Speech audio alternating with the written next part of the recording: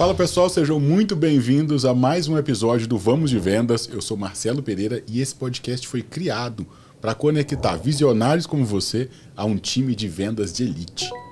Você já deve ter ouvido falar que vendas é relacionamento, mas essa é meio que a casca, só a casca, especialmente se você estiver lidando com um C-level, um tomador de decisão de uma área específica. Eu podia te contar aqui como que faz para vender para um CTO, ou para um CFO, ou para um CMO, mas nada melhor do que ouvir isso da boca do cliente.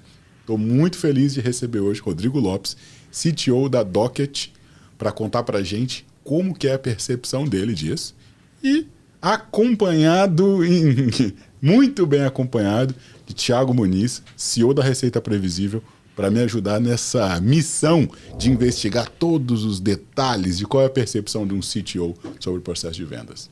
Obrigado pelo convite, Marcelo. Prazer estar aqui com você.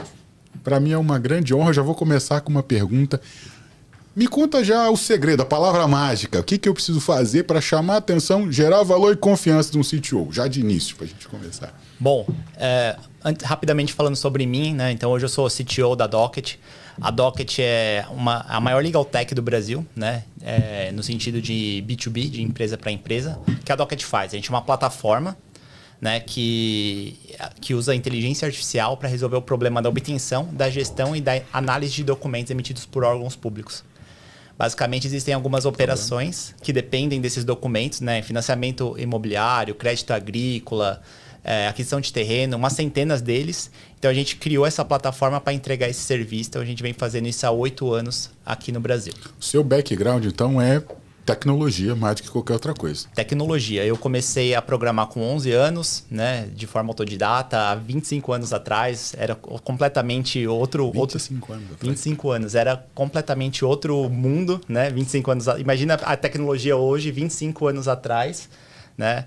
Era outra perspectiva, né? Depois eu trabalhei em grandes multinacionais, sempre tentando resolver problemas complexos. E depois eu trabalhei em algumas startups e há 8, 9 anos atrás eu me juntei aos meus sócios, o Pedro e o Flávio, para fundar a Docket. Legal. Thiago, você também trabalhou com tecnologia um tempo atrás? Trabalhei com tecnologia. Programa também, não? Tem uma noção, assim, não tem como comparar com um cara que tem programa desde os 11 anos. Sente não vou falar isso. no programa?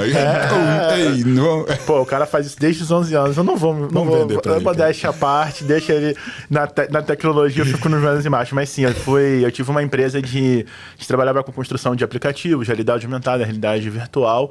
Eu tinha sócios técnicos, inclusive o grande desafio era conectar a visão de todo mundo para tomar a decisão para comprar alguma coisa. Então vai ser muito legal ouvir sua experiência aqui com a gente. Sim. Mas basicamente, respondendo a sua pergunta, eu não acredito em atalho, em palavra mágica, em hackzinho, né? Eu acho que, ainda mais quando a gente está falando de vendas, né, e vendas para a empresa, acho que é um assunto complexo, um assunto que nem você falou de relacionamento.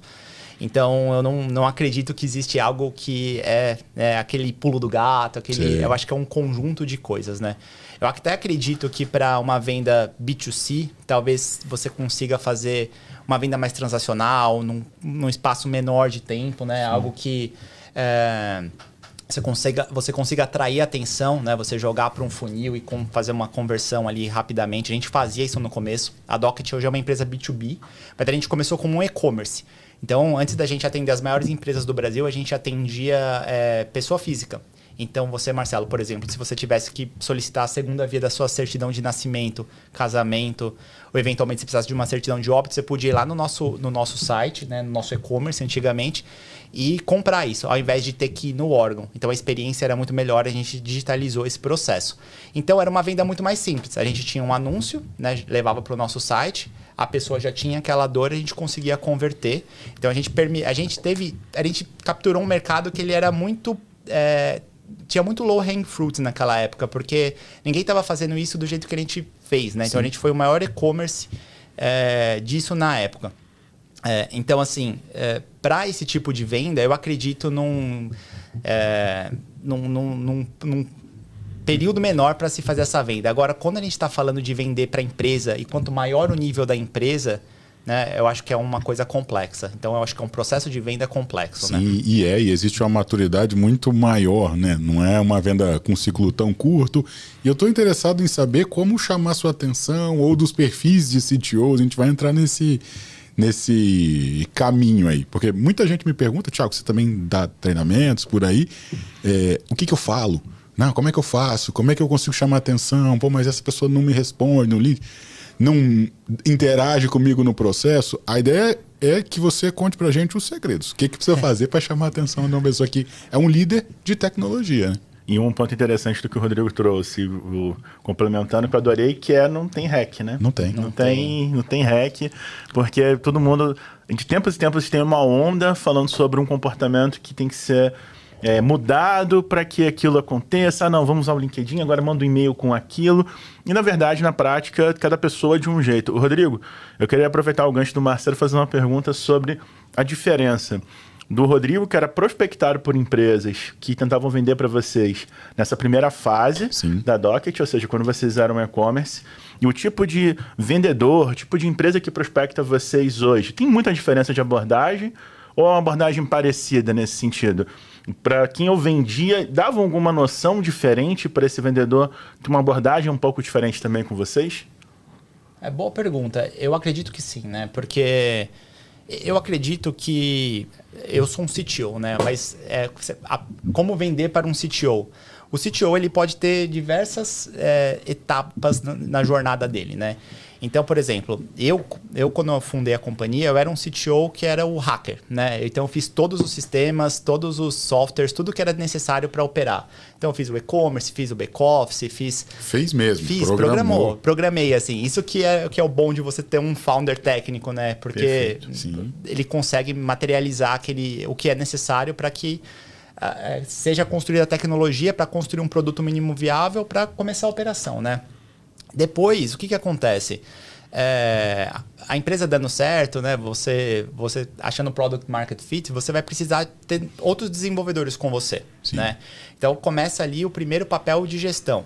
E aí, essa pessoa que é o hacker nessa startup, talvez ela já teve essa experiência prévia ou talvez não, né? Então, começa o primeiro desafio de montar um time. Com a empresa crescendo, você vai ter que começar a montar líderes de líderes, né? Então, é outro estágio de desenvolvimento. Eventualmente, você acaba indo para um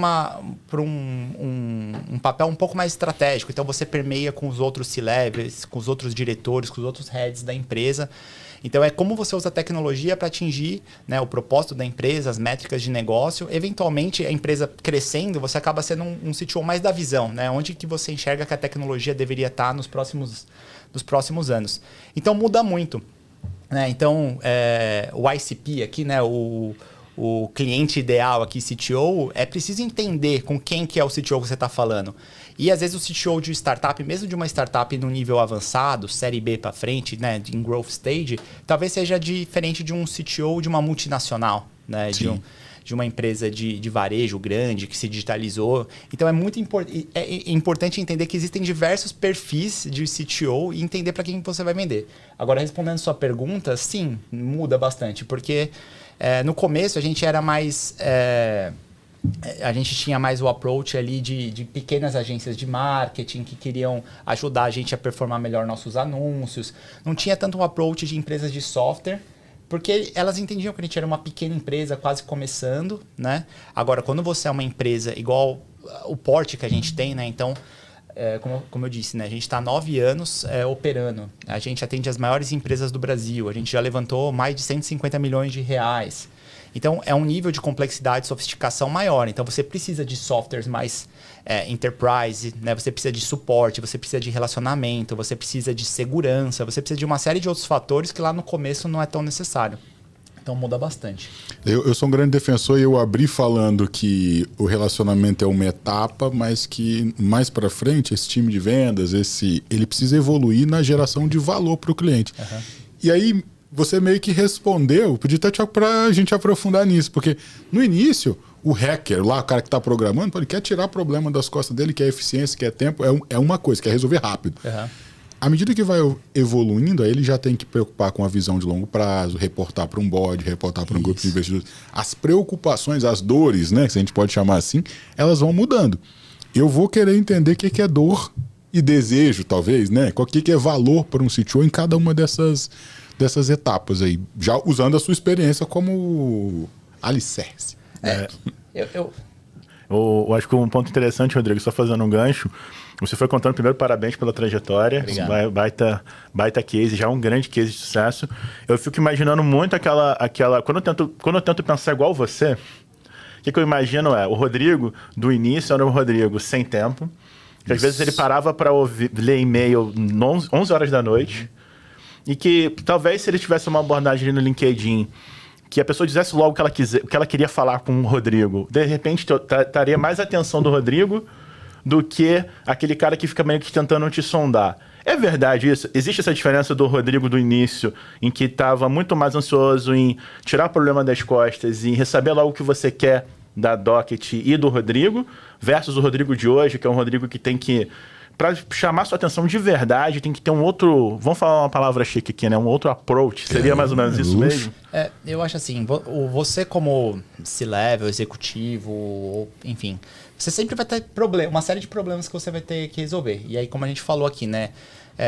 Os problemas mudam, né? Da fase que você está. Quando você está no começo ali, né, você está procurando adequar o seu produto ao mercado. Então, você escolheu o mercado, você tem problema para resolver, você tem que criar um MVP ali, né? Algo que se prove, né? Que você vai ter algo ali para vender também, né? Então, a gente cria um produto para vender também. Então, nessa fase é muito... não vou dizer que não importa... por exemplo, segurança pra gente é algo que sempre foi crítico. Então, a gente nunca abriu mão de segurança, né? Segurança sempre foi inegociável pra gente. Mas, talvez a beleza do produto... Nessa fase é mais... Cara, como que eu valido se eu vou ter empresa no outro dia? Porque você tem pouco recurso. Né? Você está lá, como você falou, trabalhando todo dia 16, 17 horas por dia para fazer aquilo acontecer. Então você está muito imerso e você não olha muito para o lado. Né? O seu problema naquele momento é como que eu acho o produto para saber que eu não vou morrer hoje, né? E continuar vendendo. E infelizmente muitas empresas morrem nesse estágio, né? Que não consegue. Né? Existe um problema no mercado, mas não conseguiu achar um produto que adequasse. Então não tem produto, não tem empresa, fecha. Acabou. Né? Só que depois que você começa, que foi o nosso caso, né? A gente felizmente achou o Product Market Fit muito fácil, né? No caso, o meu sócio Flávio, ele sabe que assim, né? Nós somos em 3 lá. Então eu sou o fundador técnico, né? Eu sou a pessoa de tecnologia. O Flávio é a pessoa do negócio que conhecia o problema, a dor, e o Pedro, né? É o cara de vendas, é o cara que manja tudo de vendas, e é o CEO, né? O piloto ali do avião. Então o Flávio sabia que o problema estava nas grandes empresas do Brasil que precisavam de documento para rodar as operações delas, né, das empresas. Por quê? Porque ele vinha de uma construtora. E essa construtora precisava acessar esses documentos de 35 mil órgãos públicos, 200 tipos de documentos diferentes. Então era um problemão, assim. Só que quando a gente se juntou, a gente entendeu que não dava para começar por um produto para a empresa. E por quê? Né? Então, assim, por mais que eu fosse a pessoa que programa desde os 11 anos e sei fazer software e conseguia, e até um determinado período, fazer um software inteiro, sistema sozinho, para você vender para as maiores empresas do Brasil, média para cima, você vai acabar entrando num compliance, numa disputa de uma RFP, tem uma série de assessments que você precisa passar para você ter um software que uma empresa possa comprar. E até a segurança dessas empresas em confiar em vocês, né? Como é que você vai ter o case para chegar, bater na porta desse cara, assim, antes você tá estruturado, né? Eu acho que isso que você está querendo dizer também. Exato. Então, assim, eu lembro de um case no começo que... hoje esse é um cliente nosso, é um dos maiores bancos do Brasil. E lá no começo a gente conseguiu chegar nesse banco, né? E aí veio o assessment de segurança. E aí veio lá, onde fica o extintor de incêndio no escritório? Eu falei, não tem nem escritório ainda. Né? Então, não passou na primeira, né? Então a gente decidiu começar pelo e-commerce, né? Porque apesar do Flávio saber que a gente ia ser B2B, que a gente ia atender as maiores empresas do Brasil, a gente começou no e-commerce, pessoa física, para tracionar, ter a primeira receita para investir na companhia, aprender como operacionalizar em escala também. E aí depois a gente começou em 2016 com o e-commerce. E aí, em 2017, a gente foi rodando os dois em paralelo. Em 2018, a gente desliga o e-commerce e fica só com o software B2B, assim. Então, teve toda uma evolução e uma preparação para você atender as maiores empresas do Brasil. Então, eu como empresa, eu sabia que eu precisava me adequar aos requisitos de uma empresa grande, que é isso, requisitos de segurança, de LGPD, de passar por um processo de compras. Então, tudo isso, por que o processo de uma venda B2B ele é extenso? Porque não é simples, por mais que você seja o decisor do outro lado, ou seja, o CTO, talvez numa startup ande mais rápido, mas numa empresa multinacional grande, o processo normal não é assim. Então, vamos supor que o CTO ou um gerente ou um head entendeu que faz sentido comprar aquele produto, mas tem todo um processo a ser seguido. Então, por isso que o ciclo de vendas ele é relativamente maior, né, dentro de uma empresa tradicional. Porque tem etapas para ser seguidas, tem processos, tem compliances. Então, às vezes você consegue pular aquilo, às vezes você não consegue. Mas é importante entender que existe isso, né? Sim, e você trouxe um ponto sensacional. Eu estou anotando. Eu acho que nessa primeira etapa aí do hacker ainda, a gente está ainda nesse momento, a abordagem ou o approach de vendas, né, usando seu termo, é como é que eu te ajudo a sobreviver. Como é que eu te ajudo a dar um passo para frente e te guiar, né? O vendedor te guiar num próximo momento onde você vai conseguir ter os resultados que deseja. Um approach legal que eu gosto é dos serviços de nuvem, né? Porque os serviços de nuvem, sem citar nomes aqui, mas acho que o pessoal sabe, né? Conhece. No final do dia você vai ter que... No meu caso ali, eu tinha que hospedar em algum lugar, né? Exatamente. Dentro de uma infraestrutura.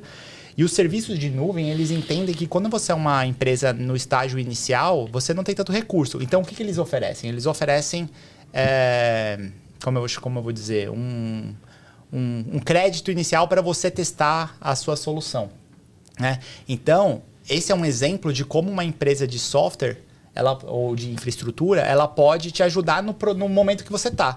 Então, no momento que eu estava lá no começo, criando a primeira versão dos produtos, tendo que, né, não existir empresa se eu não tivesse um provedor de nuvem, mas ter esse crédito inicial de um provedor de nuvem ajudou. Então, esse provedor de nuvem estava comigo no momento que eu precisava, né? Então, assim, ele poderia ter vendido para mim? Poderia, porque eu não ia conseguir colocar o software no ar sem esse provedor de nuvem.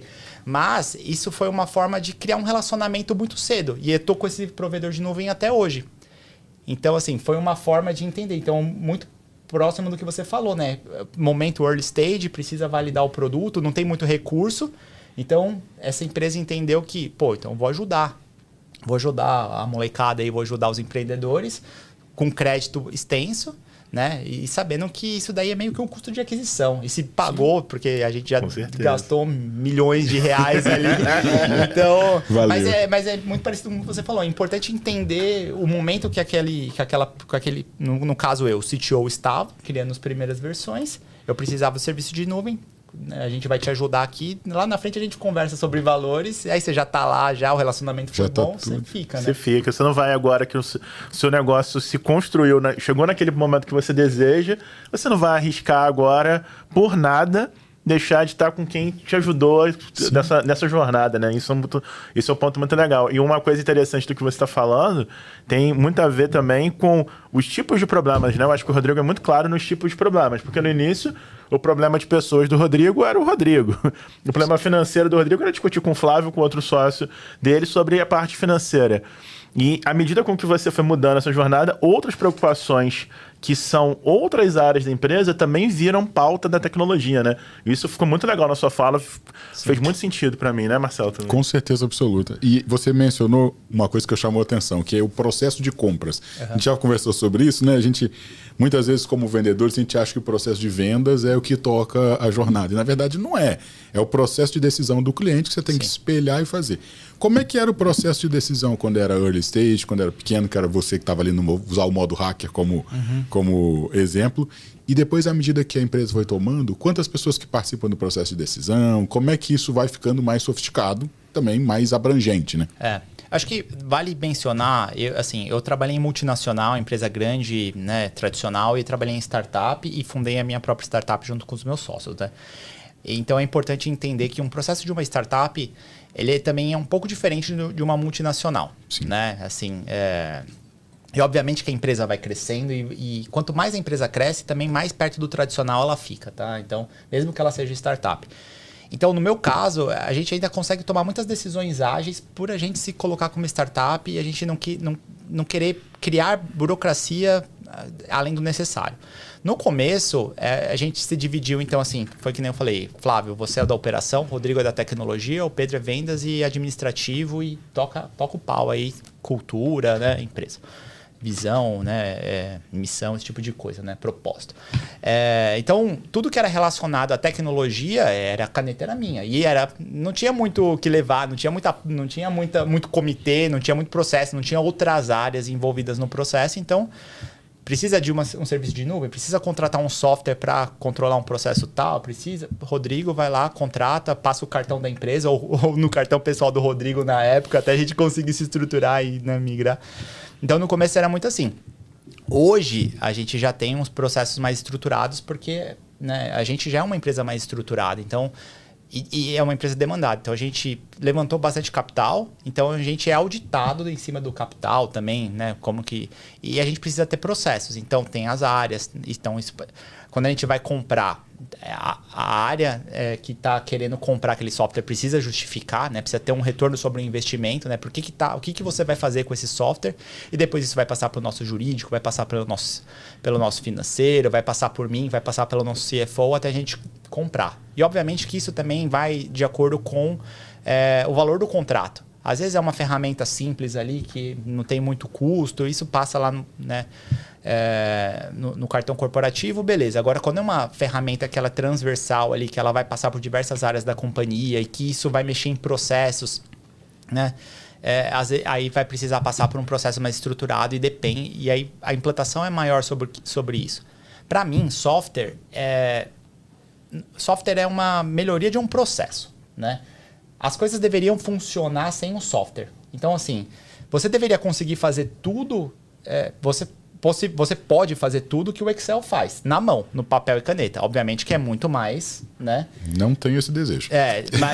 Mas é possível, né? Então, assim, você gerenciar alguma coisa com um software de vendas, com um software de comunicação, é possível. O software ele só vai te dar mais agilidade, mais governança, mais produtividade. Então, se você não tem um processo offline que funciona bem, não adianta colocar um software ali e achar que aquilo vai resolver todos os seus problemas. Ele pode te ajudar a você, né, seguir os fluxos e não errar. Mas eu acredito muito que se você não tiver um processo que ele funciona bem artesanalmente, não é só a tecnologia que vai resolver.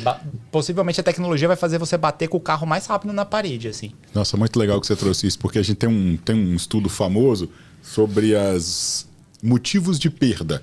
E aí, geralmente, os vendedores no CRM colocam lá o motivo de perda. O cliente não respondeu, isso, aquilo e tal. E aí, quando tem uma auditoria, de fato, você vai mergulhar ali, tem muitos motivos de perda. Primeiro que não aparecem, né?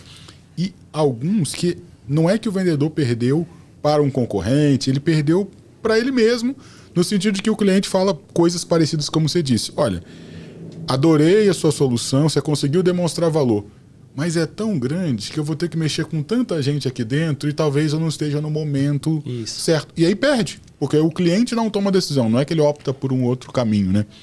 É muito interessante isso. Para você ter uma ideia, a Docket ela é uma infraestrutura que eu disse assim, né, para obter documentos, gerir essas operações e fazer a análise desses documentos, né?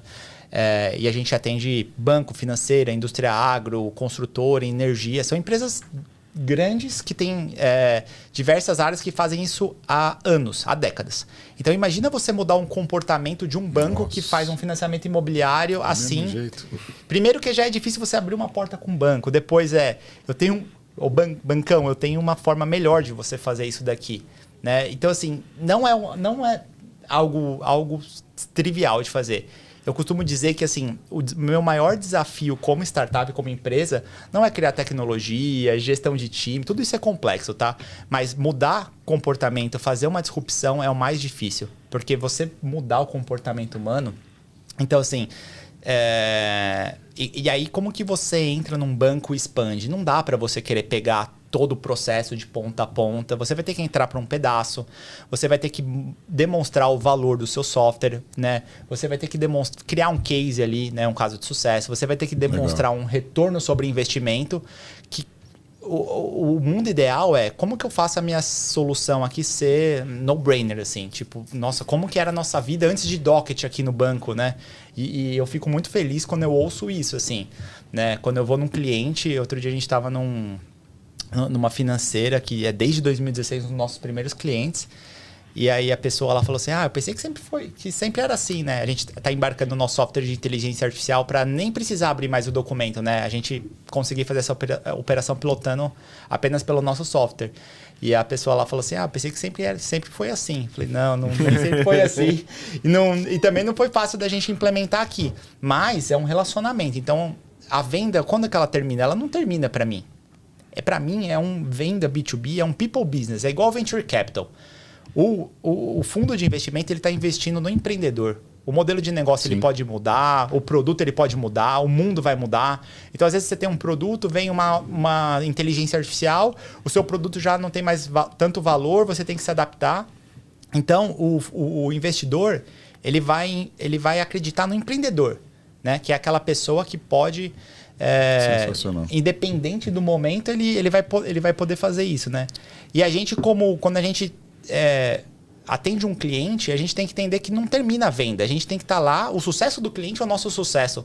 Se a gente para de entregar valor através da nossa solução, do nosso software, em algum momento não vai fazer sentido. Ficou claro para mim que o modo como a Docket, como vocês entregam valor para o cliente, talvez de um case, uma prova de conceito ou uma prova clara que tem retorno sobre o investimento, como é que, se a gente virar isso ao contrário, e a pessoa está vendendo para você, ou abordando a Docket ou um CTO de maneira geral, como que o conhecimento técnico ele faz diferença, se faz, e se não faz, o que te gera confiança? Tratando você como um perfil técnico, perfil do cara que sabe fazer de fato.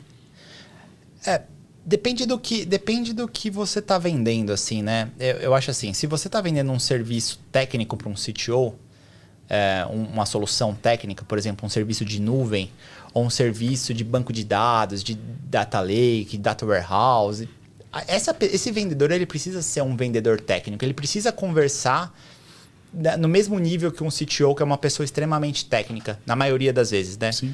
Às vezes não, mas na maioria das vezes é uma pessoa de background técnico, que tem uma vivência técnica, porque senão não cria uma confiança, né? Imagina que eu quero te vender o melhor produto do mundo, mas aí o CTO vai fazer 2, 3 perguntas, essa pessoa não vai saber responder, isso é um problema, porque não passa confiança. É a mesma coisa, né? Os nossos vendedores, eles sentam com pessoas que estão, que nem eu falei, né? Estão fazendo financiamento imobiliário, crédito agrícola, aquisição de terra, há décadas, assim. Se esse vendedor não souber conversar, explicar a empresa, o produto, a solução, para o nível dessa pessoa que opera essa esteira há anos, não vai dar bom, não vai passar confiança, né? E não vai avançar. Então, é muito importante que as pessoas que efetuam a venda, que fazem essa conversa, elas precisam ter esse nível de conhecimento técnico, né? Técnico, porque não funciona, né? Sim. Uma coisa interessante, o Rodrigo me deu um insight sobre como que a formação desse CTO, ela influencia no processo. Porque eu convivi com as duas realidades. Eu convivi com CTOs. Inclusive, né, quando eu tinha empresa de tecnologia também, eu tinha 2 sócios técnicos. Um sócio era o cara que ia ficar no computador ouvindo metal e codando. Sim. E o outro cara era um cara mais... Até em imagem de filme, assim, gente bem, né? Ele ficava com um foninho lá, o Brunão. Depois bem um hacker mesmo, né, do filme. Bruno Lustosa, um abraço pra você. E eu tinha um outro sócio, que era o João, que ele era o cara técnico comercial. Só que esses meus ex-sócios, eles tinham um background totalmente diferente do seu, no sentido que eles já empreenderam, e a gente viu na época uma produtora né, para trabalhar com tecnologia para agência, tecnologia para empresas de marketing, também atendíamos clientes diretos. E quando você começou a sua fala anterior a essa, quem está ouvindo o podcast depois, volta um pouquinho, volta no que o Rodrigo falou e escuta essa pergunta que eu e o Marcelo vamos fazer agora. Você trouxe muito da sua visão também, da formação que você teve enquanto CTO de uma empresa, de uma grande corporação. Porque você já tem uma musculatura, uma robustez no teu discurso que bate muito, cara. uma hora eu sei que eu vou me preocupar com missão e valores. Tudo bem que no início ali vocês foram dividindo os papéis. Agora eu acho que, com certeza absoluta, essa visão também muda um pouco. O Marcelo também trabalhou em grandes indústrias lá no exterior. Eu sou o peixe pequeno aqui de empresa grande. Trabalhei na Coca-Cola há 3 anos, depois eu fui empreender, vivi uma outra realidade. E o que você vê que é diferente, assim, quando você hoje, agora, nesse ambiente em que você já está num outro patamar enquanto negócio, o CTO que passou por essa experiência de trabalhar anteriormente, antes de fundar uma empresa, no mercado corporativo, porque você tem uma história muito bonita, né? Você trabalhou no mercado corporativo, você trabalhou nas startups e depois você montou seu negócio. Para mim, você está uns 200 passos à frente em termos de visão de business do que a maioria das pessoas técnicas. E o que você vê que é diferente quando você vai conversar com um cara, com outro founder, que é um cara de tecnologia, mas é o cara que foi o cara lá que ficou codando com fone e pum, o negócio estourou. Por que eu tô falando isso? No início da sua fala, me veio muito na cabeça uma cena que eu vi, uma notícia uns anos atrás do Mark Zuckerberg, em que, né, obviamente, o cara não deve codar há muitos anos já, né? E em um certo momento ele foi brincar lá de fazer um código lá no Facebook, ele ficou o dia inteiro, não conseguiu fazer uma coisa simples. Porque ele não codava, obviamente, há muitos anos. Então, como é que você vê que essa diferença de relação, olha, o Rodrigo que passou pelo mercado corporativo e foi empreender, versus o cara que empreendeu, estourou e cresceu. Tem muita diferença entre um CTO com essa bagagem e não tem essa bagagem? Excelente pergunta. E eu gosto de falar bastante sobre isso, assim, porque... às vezes as pessoas falam, né? O que você mudaria na sua jornada? Eu falo, não mudaria nada, porque senão não estaria onde eu tô, assim, não teria chegado onde eu cheguei. Acho que, assim, tem bastante coisa para fazer, mas acho que a história é legal, assim, eu me orgulho bastante, né? Eu tive que... assim, eu comecei há 25 anos atrás, a internet estava chegando no Brasil, o computador era aquela coisa, internet de escada. Então, assim, eu vi muita coisa mudando, depois eu fui trabalhar no mercado tradicional, startup, fundei a minha. Então, assim... eu aprendi bastante, eu tive bastante diferentes óticas, né, de empresa sobre o que fazer. E as pessoas falam para mim, né, eu deveria sair da faculdade ou empreender muito cedo. A minha recomendação sempre eu prefiro que você... Sugestão, né? Você tá me perguntando, eu tô respondendo. Claro, pô, por favor. Eu tô falando... Quando a pessoa me pergunta, eu falo, eu acho que você deveria trabalhar numa startup primeiro. Talvez assim, se você pudesse trabalhar numa empresa tradicional, depois numa startup... Né, você ser pago para você aprender, para você ver como funciona, para você criar relacionamento, para você conhecer outras pessoas. Possivelmente, eu conheci os meus sócios trabalhando, eu conheci investidores porque eu trabalhava em outras startups. Então, preferencialmente, é melhor você aprender com o dinheiro dos outros, né, e tá dentro ali. Agora, que nem você falou, mas o Mark Zuckerberg, mais o Bill Gates é outlier, assim, não é o típico. O típico... Né, os empreendedores, né, que eu conheço, assim, a gente é da Endeavor, acaba conhecendo um monte de gente naturalmente por empreender, por trocar também, claro, né, os picos e os vales ali. O típico é a pessoa, ela vem de um mercado de trabalho, ela conheceu uma dor, ela entendeu como funciona uma dinâmica, né? Porque assim, empreender é complexo, empreender é muito difícil. Se você não tiver uma perspectiva, se você não viveu isso trabalhando, estando dentro de uma empresa... Porque também, assim, o que passa da porta para fora é uma coisa, né? Quando você está ali no dia a dia, é muito diferente. Então, assim, é possível, sim, você empreender direto, pode dar certo. Não tem fórmula mágica, né? Sim. Não tem um hack, não tem atalho, não tem uma receita de bolo. Mas, de boas práticas, eu acho que, assim, se você teve uma experiência anterior, né? Então, eu trabalhei no mercado tradicional quase 10 anos. Estou na Docket há 10 anos, assim, né? 9 anos. Então... E sempre é desafiador. E quanto mais a empresa cresce, mais você precisa aprender coisa nova, você precisa sair da sua zona de conforto.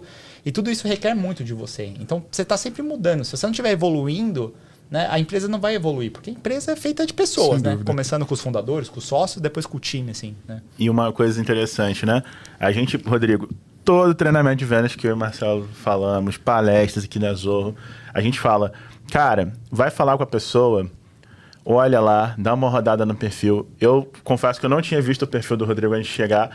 Na hora que a gente se apresentou, antes de começar o episódio, eu abri aqui o LinkedIn, vi o seu histórico profissional para formatar essa pergunta.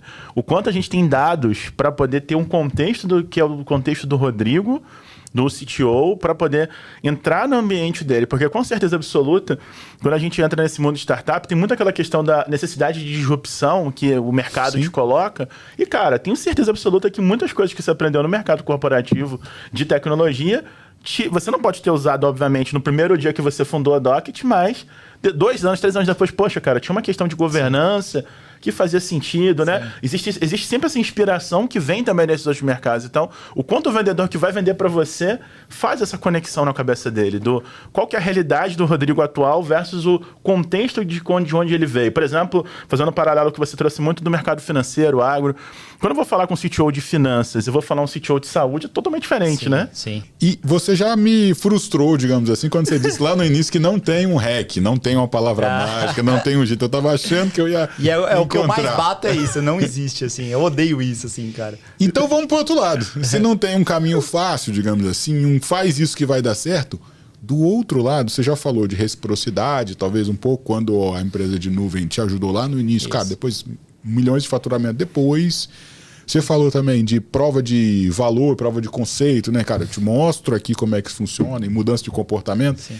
Mas vendendo para você, o que é aquela ação, abordagem, alguma coisa que é assim, um red flag? Cara, fez isso, parou, nossa, isso aqui realmente... Eu imagino que o conhecimento de produto é importante, mas eu quero saber mais aí. Eu particularmente tendo a não gostar dos cold calls, né, cold mails, assim, bem cold, assim, sabe? Tipo... Ice cold. Que é tipo assim... Rodrigo, você tem certeza que você está cumprindo isso na Docket? Meu Deus! Essa ainda tem variável. E é muito engraçado. E é muito engraçado porque... Acho que o meu e-mail deve ser fácil, né? De descobrir. Então, todo dia chego centenas, assim... Deve ser uns 50 por dia, assim, que é... Oi, Rodrigo, eu sou fulano, eu sou da empresa tal, a empresa tal faz não sei o quê. Aí começa a falar da empresa, assim, né? Caramba. Aí, assim, né, tipo, como que eu vejo qual que é a minha visão de comprador de software, né? Uhum. Eu tenho dois approaches, né? O primeiro eu tenho uma dor que eu nem sei que eu tenho.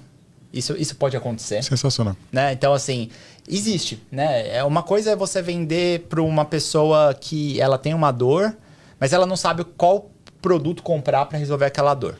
Aí a gente chega nesse ponto aqui. O segundo ponto é, eu tenho uma dor que talvez eu nem saiba que eu tenha, né? E talvez eu poderia trazer uma inovação, uma redução de custo, uma eficiência operacional para minha companhia, né? Então, são approaches diferentes, né?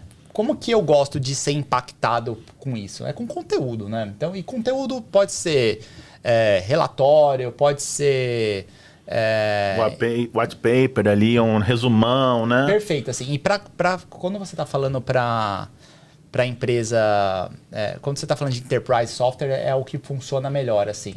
Você fala, pô, eu poderia... Tá tudo legal aqui, mas acho que eu poderia ganhar, né, alguma coisa aqui, poderia melhorar um processo meu, poderia até trazer mais receita se eu... né? E geralmente isso vem em caso de sucesso, né? White paper, igual você falou. Então, é ser impactado de uma forma um pouco, né? Assim, sabe? Né? Mais suave, assim, né? Eu gosto desse... Sensacional. Ontem mesmo eu estava consumindo um material sobre como abordar esse... Também para falar com você aqui hoje. E aí o relatório que eu tive acesso é que 82% era o número de C-level que aceitava a reunião após um business case, né? No documento ele chamou de business case, que é uma forma de mostrar para você que, olha, a gente fez isso ali, deu super certo. Isso é ótimo. Pode servir para você. Você topa que eu te apresente isso? Aí a pessoa fala, cara, eu quero ter... Talvez eu nem saiba, como você disse. Talvez isso é ótimo. E é muito mais sobre como eu posso te ajudar, Sim. Antes de falar sobre a minha empresa, eu não gosto muito. Imagina chegar assim, o banco tal, eu sou a Docket, eu atendo as maiores empresas do Brasil, 35% dos meus clientes estão listados na bolsa, eu já levantei mais de 150 milhões de reais, eu sou empreendedor em Endeavor, fui acelerado pelo... e-mail. Ele vai falar, nem terminou de ler, já vai pro spam. Já era, já. Então, assim... Esse é um red flag. Então, se você tá assistindo a gente aí, quer prospectar e conseguir clientes esse level, cara, se você mandar um e-mail só falando de você já foi pro spam, já era. E, Rodrigo, deixa eu te fazer uma pergunta. Na nossa experiência, né, a gente monta máquinas de vendas justamente para falar com caras como você em outros mercados também. E uma das coisas que eu percebo muito é o quanto que essa questão do pilar da indústria ela influencia, enquanto esse tipo de approach, né, esse tipo de pegada de comunicação ela vai funcionar. Então, vou te dar um exemplo prático para chegar na minha pergunta que eu quero te fazer. Quando eu falo de telecom, por exemplo, se eu virar e falar, olha, Rodrigo, você é da companhia azul e tem a companhia vermelha, que está olhando mais ou menos para isso, e eu estou te dando um insight sobre isso, estou te dando um estudo que pode ser uma coisa que faz sentido a gente conversar esse ano.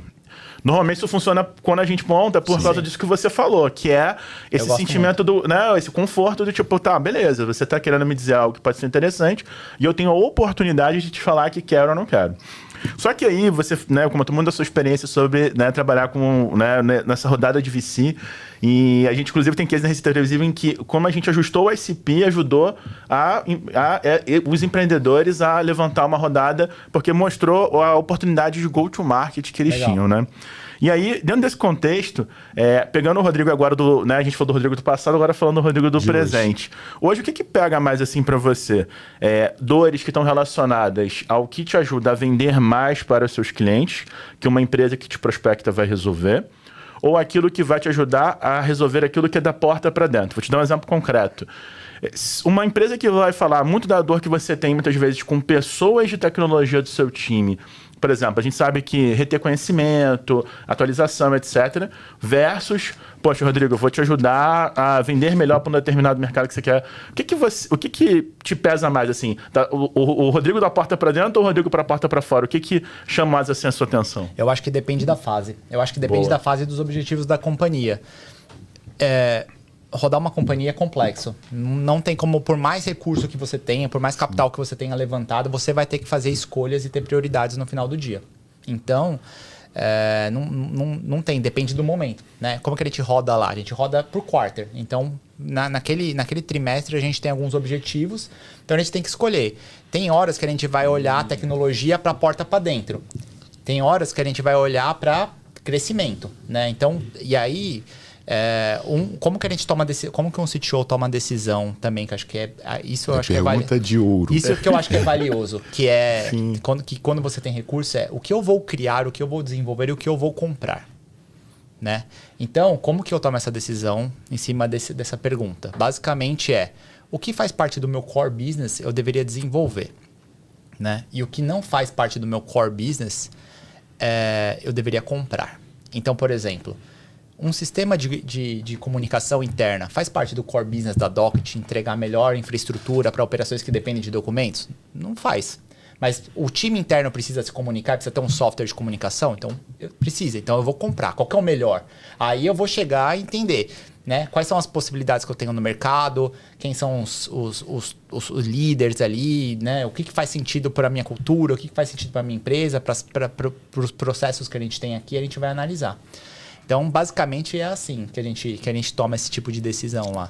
Cara, esse podcast tá ouro, assim, né? Realmente, porque tem muita informação que no dia a dia um cliente não conta pra gente. Infelizmente, ele não fala como o cliente não conta, é verdade, né? O cliente fala, não, falou que não quer, ok. Não estamos no momento, numa janela de compras. Você fala, ok, mas ele não explicou, por exemplo, que de 3 em 3 meses existe uma revisão dessa janela. Isso. E aí, também, nesse material de prospecção que eu tava olhando ontem, uma das falhas, né, das empresas que prospectam, tudo é prospectar, teve uma negativa, e você abandona aquilo ali e começa tudo de novo com o outro. Sendo que, como você mesmo me falou, 3 meses eu não tinha essa como prioridade, mas pode ser que daqui a 3, 6 meses isso pode acontecer. Em empresa multinacional, geralmente o que a gente vê é o ano orçamentário, então às vezes fala... Assim, a gente vende para empresa gigantesca lá, né? A gente tem clientes gigantescos lá. Então, assim, tem cliente que ele deu o go. Então, assim, a gente vai fechar com você, mas eu preciso fechar o meu orçamento aqui para começar. E enquanto isso, o que a gente vai fazer? A gente vai acelerando, vai passando para as pessoas que tem que fazer aquele roadmap to close, né? Então vai passando pelas pessoas que tem que passar, vai ganhando as aprovações. Então a gente consegue avançar, trazer o futuro para o presente, para na hora que tiver no timing, aí a gente vai lá e executa. Então você vai orquestrando. Então por isso que é muito... Aí falando de negócio, de empresa... Por isso que tem que ter muito cuidado de entender esse processo. Porque senão chega no forecast de vendas, lá que o time de vendas bate lá, fala assim, não, eu tenho tanto para trazer, tanto, aí no último dia do mês, cai tudo. O cara não fez o RTC direito ali, né? E tem que fazer. E é muito complexo, porque às vezes não teve que passar pelaquela fase que passou, às vezes ainda está em compras e o vendedor está ansioso lá, acha, não, vai dar certo lá. Não, cara, o cara nem fala, não. Aí você vai ver que ia ficar para 2 meses depois, assim. Então, é importante entender esse processo de vendas também. Entender, e aí eu vou até aprofundar um pouco mais aí e mapear as pessoas também, né? Uma das razões principais que a gente trouxe e vai trazer cada vez mais pessoas que, tipicamente, o vendedor pode não entender que elas fazem parte do processo de venda, mas na verdade elas são tomadoras de decisão no processo. Inclusive um ponto interessante da fala do Rodrigo nesse ponto, e aí eu tenho uma pergunta sobre o ciclo, né? Você comentou do seu relacionamento para você, o momento do sim e o momento do faturamento, né? Então, para o empresário, empreendedor, de qualquer nível de negócio que está ouvindo a gente, o momento do sim e o momento do faturamento da Docket, emitir a nota fiscal para o bancão, para a empresa gigante, cara, tem um ciclo ali. Sim. E você comentou uma coisa lá no início da parte do relacionamento, que, né, você comentou ali da questão das empresas de suporte ali, de nuvem, de infra, que te apoiaram lá no início e você mantém a parceria com elas. Uma das dúvidas que os vendedores têm normalmente, eu imagino a resposta, eu vou fazer essa pergunta, é o ciclo de contatos, né? O famoso, falando do nome chique, touch point, Isso. até você ter lá a Docket poder emitir a nota fiscal. E aí, falando disso da porta para fora e quando alguém vai te prospectar, o que você vê que é diferente daquele comportamento que a sua empresa tem com o mercado versus o comportamento de quem prospecta você? Então, poxa, eu Rodrigo, quando eu vou falar lá com o bancão e tal, cara, eu sei que eu vou falar com o cara hoje em julho, o cara vai virar o ano dele fiscal em fevereiro do ano que vem, aí eu vou iniciar. Então, eu espero 2 meses, dou uma ligada, faço um evento. E como é que é esse nível de ansiedade do cara que quer vender para o Rodrigo? Qual que é a diferença que você sente entre a forma como você vende e esses touch points versus os touch points de quem tenta vender para o Rodrigo? Eu acho assim, isso tem muito a ver também com a senioridade do vendedor, né? Então, geralmente, é importante a gente entender também para quem que a gente está vendendo. Né? Se eu estou vendendo pros bancos grandes, né? Assim, tem que ser, sei lá, um key account talvez, né? Uma pessoa que entende muito daquele mercado, que já tem os contatos, que já tem a abertura, já tem a entrada, que mora lá, que está lá tomando café toda semana, está almoçando com os decisores, conhece. Está muito naquela questão de trazer solução, de trazer ideias, de mostrar como que a gente cria, né, a solução em conjunto, né? O seu sucesso é o meu sucesso. Não dá para eu vender lá, por exemplo, para um banco grande ou para uma indústria agro gigante e esquecer, acabou. Ali só começou o relacionamento. Primeiro que você vai conseguir vender para, né? Você consegue o nosso share of wallet, né? A nossa porção ali dentro do que a gente pode vender. A gente começa com poucas transações. À medida que o cliente vai ganhando confiança, a gente vai crescendo dentro dessa carteira. E a gente também pode vender produtos adicionais. Então, assim, é um ciclo que não termina. Então, esse relacionamento, tá lá com o cliente, entender da operação dele, né, levar esses estudos, levar boas práticas. Então, é muito importante. No nosso caso, como eu disse, a gente é uma startup, então nossos processos... É diferente vender para Docket do que vender para um banco grande, assim, ou para uma indústria mais tradicional, que tem processos, compliance, esse tipo de coisa.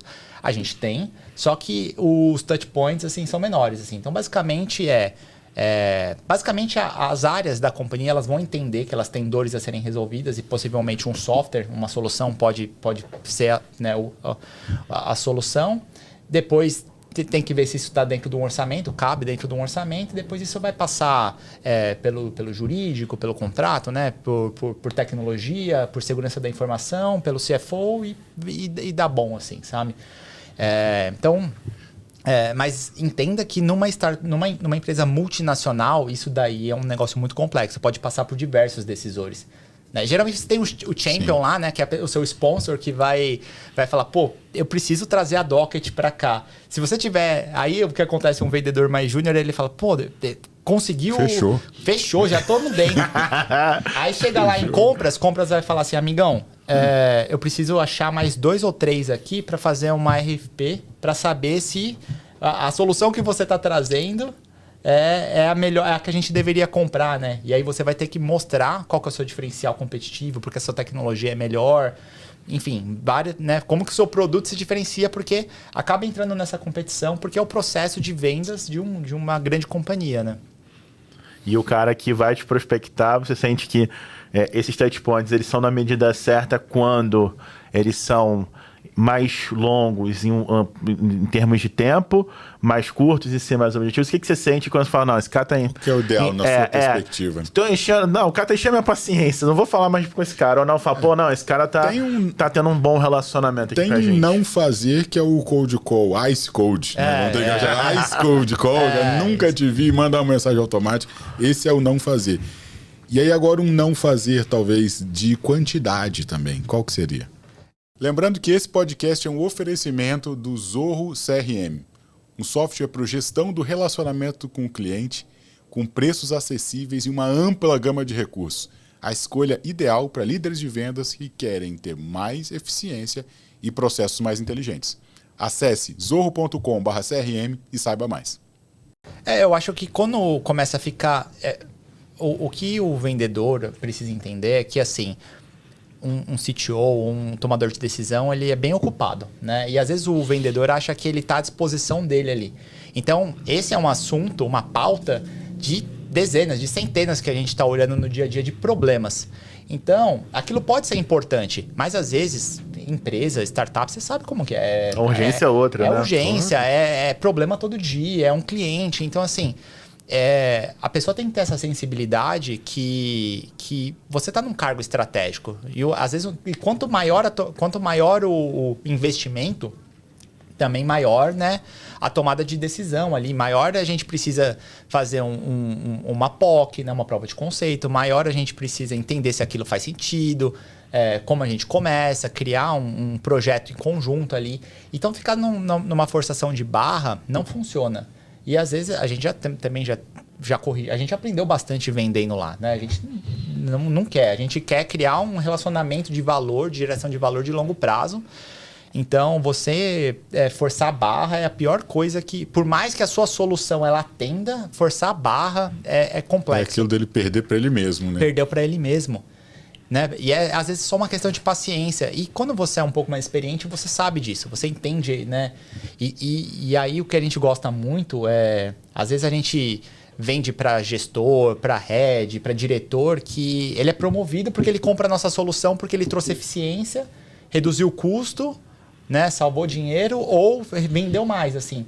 Então a gente também já ajudou bastante a gente a ser promovido, assim. Então no final do dia, você tem que ajudar aquela pessoa a melhorar os processos. Porque aquela pessoa, o head, o diretor, que é para quem a gente vende, ele tem métricas de negócio, principalmente nos bancos, assim.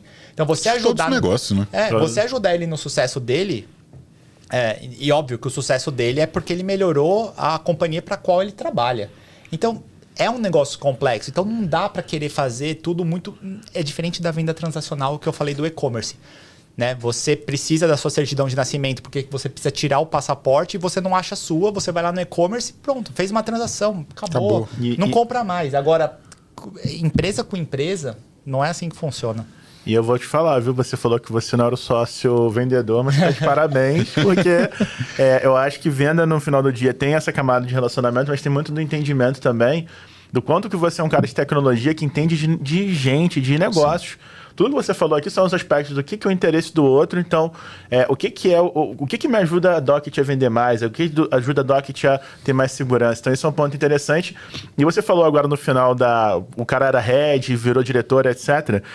Existem algumas red flags que você percebe que é o aspecto cultural do outro lado? Vou te contar uma história rápida, porque eu acho que essa é uma história que eu e Marcelo a gente vive muito. Por exemplo, eu vendo consultoria de vendas. Perfeito. Então, se às vezes eu chego para um diretor de vendas, o cara vira e fala assim, opa, se eu trouxer o Thiago, o Marcelo aqui, eu tô chancelando, tô assinando a minha demissão porque eu não sei fazer. E muito pelo contrário. Eu sou um agente externo que tem o poder de não me contaminar naquilo ali. Como é que você enxerga isso, essa red flag cultural?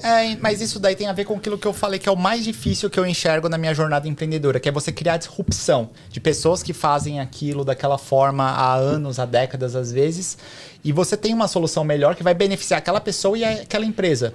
Né? Então, assim, às vezes ela contratando a consultoria, a gente adora trazer consultoria lá, e eu não fico colocando em xeque a pessoa que contratou a consultoria, muito pelo contrário, ela está procurando solução e inovação para melhorar os processos dela e o resultado da companhia. Mas a gente precisa estar lá como vendedor, o provedor de soluções, o trusted advisor do cliente, de falar, isso daqui é benéfico para você. Talvez se você não fizer isso, talvez aí sim você pode perder o seu emprego, não você contratando, né? Então, eu entendo, porque enfim, isso pode acontecer, mas a pessoa está com o mindset errado, né? No final do dia. Eu lembrei o que eu ia falar aquela hora que você falou. Eu tenho essa questão de ser um CTO e eu gosto muito da estratégia. Então, eu não sou simplesmente um CTO técnico, fui por muito tempo, mas em determinado momento eu comecei nessa questão de entender de tecnologia, mas de negócio também, né? E eu comunico muito quando eu falo com pessoas de tecnologia que querem virar CTOs, que talvez o profissional dessa área que é mais requisitado é o CTO com um background de business, assim, né?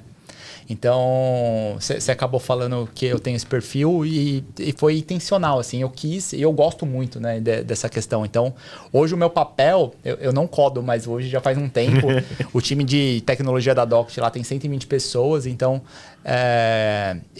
eu me apaixonei muito por essa questão de vendas, por essa questão de gestão de pessoas, de cultura, de jornada, de estar com o cliente. É um step up, é um outro nível, né? Você vai se desenvolvendo. E uma história engraçada minha é que antes de começar a Docket, eu estava trabalhando numa startup e eu queria empreender. Então, no terceiro tempo, que era de noite, final de semana, feriado, eu comecei a fazer um monte de software. Então, fiz software de agendamento de salão de beleza, fiz uma porção. E eu não tive sucesso porque eu achava que eu não sabia vender. Não sabia. Aí eu falei, desisto de empreender, não é pra mim. Mas eu tinha na cabeça que, assim, se eu encontrasse alguém que tivesse um problema para resolver e cuidasse de vendas, talvez eu pudesse colocar tecnologia, que é o meu core, né? Foi aqui que eu encontrei o Flávio, que tinha o problema, o Pedro, que sabia de vendas, juntou. Só que depois eu fui me apaixonando por essas outras caixinhas, né? Então, assim, eu ainda sou um aficionado por tecnologia. Tecnologia é minha vida, transformou, me deu tudo que eu tenho hoje, assim, na minha vida. Mas eu sou uma pessoa curiosa, então eu gosto, né? Então eu entendo um pouco, não igual vocês, assim, mas eu entendo um pouco de vendas, de processo de vendas e de alguns outros assuntos. No final do dia, eu me apaixonei por ser empreendedor, assim, sabe? Que é o cara que tem que resolver. E eu acho que uma coisa que você deve, né, ter visto muito lá na Endeavor, entra muito nesse ponto que você está no momento agora de negócio em que você já está preparado para o próximo nível também. Uhum. Então, o que o erro, muitas vezes, do empreendedor ele tá ali, chegou uma hora, com certeza você falou assim, nossa, isso aqui dá vontade de eu pegar, abrir lá e codar aqui para eu resolver. Mas eu tinha que ensinar, eu tinha que compartilhar para as outras pessoas. Isso também mostra uma sabedoria muito grande de como isso se transmite também nas vendas de vocês, né? O Ben Shimon tem uma fala que é muito forte, assim, que é o empreendedor, ele tem que se desapegar do que ele é bom e do que ele gosta de fazer para ele continuar crescendo e fazer a empresa continuar crescendo. Porque eu falei para vocês, né? Eu programo desde os 11 anos. Eu adoro programar, né? É um hobby para mim. Então, seria muito prazeroso eu estar há 9 anos codando, fazendo código, criando sistema. Mas a empresa, o mercado, os meus investidores, eles demandam, né? Que eu execute outras coisas, gestão de time, né? E faça outros papéis. E não é fácil, né? Porque você precisa crescer e se desenvolver na velocidade que a empresa cresce, né? Então, isso te gera um desconforto muito grande. Então, você tem que, né, estudar bastante, tem que testar bastante. Você se frustra, porque assim, imagina que eu tô programando há década e eu tenho que aprender, sei lá, gestão de time grande de 300 pessoas. Que já cresceu e já tá ali batendo na porta. Já tá na porta, não dá pra esperar. E aí é isso, como que você aprende isso muito rápido? Então, é muito desconfortável você crescer, né? Então...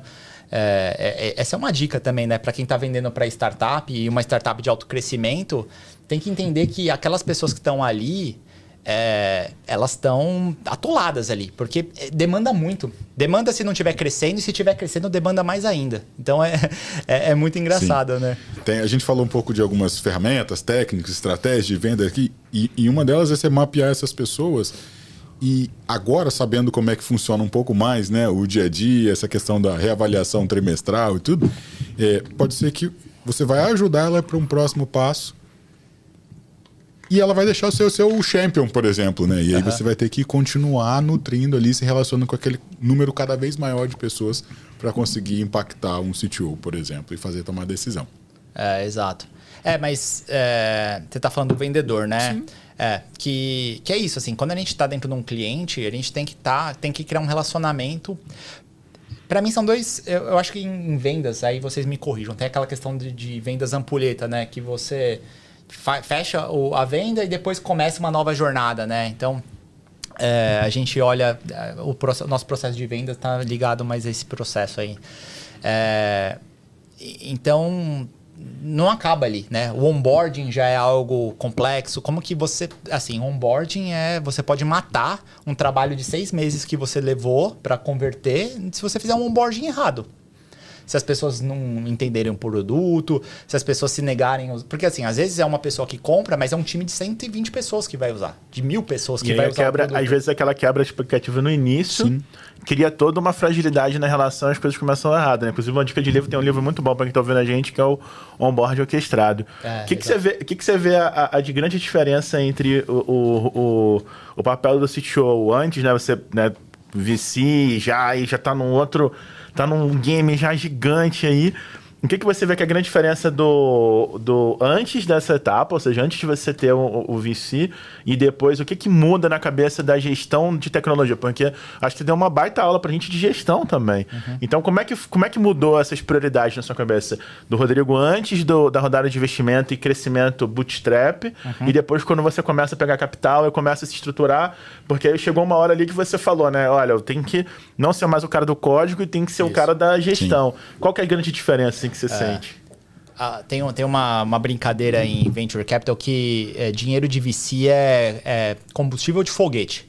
Né? Se você colocar um combustível de foguete numa moto CG, vai dar problema, né? Explodir no vai explodir. Então, vou usar, hein? Vou usar.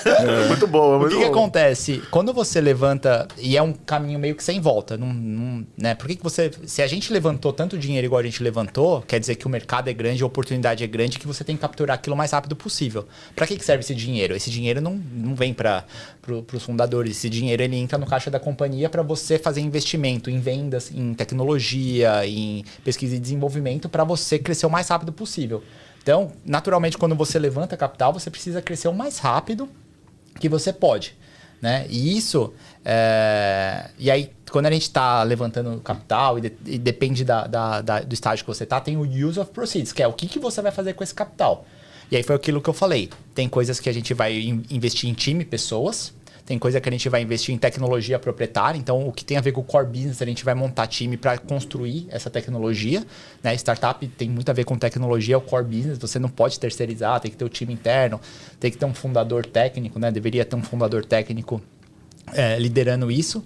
Ou o que você vai comprar, né? O que você compra de solução, o que você compra de software. Eventualmente, quando a empresa está grande, você fala o que eu compro de outras empresas, né? O M&A, né? Então, assim...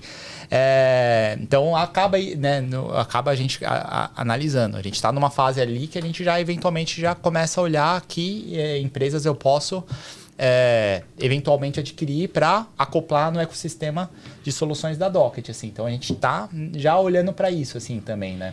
Legal. E essa jornada ela é transformadora, porque você usou um termo que você cresce na medida que a empresa vai crescendo. Eu ousaria dizer até o contrário, né? Que a empresa cresce à medida que você vai se desenvolvendo.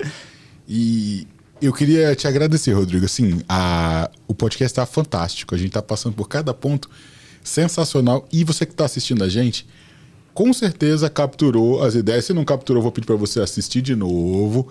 Principalmente no que é valor para um CTO, no que é valor para um C-Level e como é que você consegue ajudar o cliente ao longo da jornada empreendedora. E não fazer uma abordagem fria, ice cold de uma vez na vida e esquecer que isso vai se repetir, essa oportunidade vai se repetir de 3 em 3 meses, como você trouxe para a gente. Eu gosto de só para finalizar também, acho assim, eu gosto muito de uma frase que eu vi que é mais ou menos assim: as pessoas adoram comprar, mas elas odeiam que vendam para elas, assim. Esse é mantra. Então, o que acontece? A gente adora comprar como CTO. E ainda a gente que é de tecnologia, quer acompanhar a inovação para melhorar a nossa infraestrutura, a nossa tecnologia, a gente está doido para comprar. Mas existe o jeito certo de fazer essa abordagem, existe o jeito certo de mostrar que a solução ela vai agregar, né? Existe a forma de parceria, que no final do dia é um people business, é uma venda B2B, mas assim, é um relacionamento no final do dia somos pessoas, é empresa com empresa, mas é uma pessoa vendendo para outra pessoa, um conjunto de pessoas. Então eu acredito muito nisso, assim. Então, se usar essa regra vai funcionar. As pessoas odeiam que vendam para elas, mas elas adoram comprar. Então tem que pensar nisso, né? Muito obrigado pela participação. Quem quiser saber mais da Docket, te conhecer um pouco mais, como é que faz? A gente tem o nosso site, né? docket.com.br. A gente está no Instagram também, Docket Brasil. E eu tenho começado a compartilhar, né, um pouco da jornada, um pouco de conteúdo, um pouco do aprendizado no Instagram também, que é Lopes P. Rodrigo. Maravilha. Muito obrigado. Thiagão. Obrigado aí pela aula, Rodrigo. Parabéns pela jornada e por essa aula de gestão e de tecnologia, né? Não só de tecnologia. Agradecer aí o Marcelão mais uma vez, uma honra. E o pessoal da Zorro CRM. Quem quiser seguir thiagomuniz.rp, @Receita Previsível nas redes sociais. É fácil de encontrar. Previsibilidade, todo mundo procura. Muito obrigado. Foi um prazer, pessoal. Foi uma honra. Valeu. Obrigado. Esse foi mais um episódio do Vamos de Vendas. Eu sou Marcelo Pereira e a gente se vê na próxima. Obrigado.